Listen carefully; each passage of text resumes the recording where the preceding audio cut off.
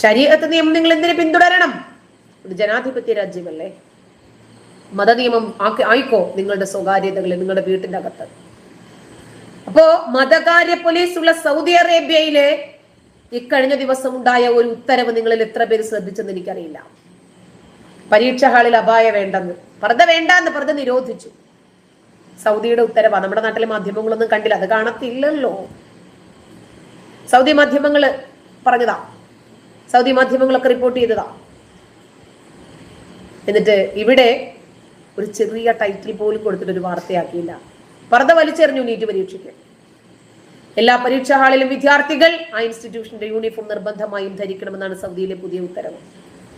യൂണിഫോമിന് മേലെ അപ്പായം ധരിക്കണ്ട. യൂണിഫോം മതി. ഒരു ഇൻസ്റ്റിറ്റ്യൂഷനിലെ കുട്ടികളെ തിരിച്ചറിയാനുള്ള യൂണിഫോം ധരിക്കുന്നത്. അതിന്റെ മേലെ നിങ്ങൾ ഇനി പർദ്ദ ഉണ്ടാക്കണ്ട എന്ന് പറഞ്ഞു.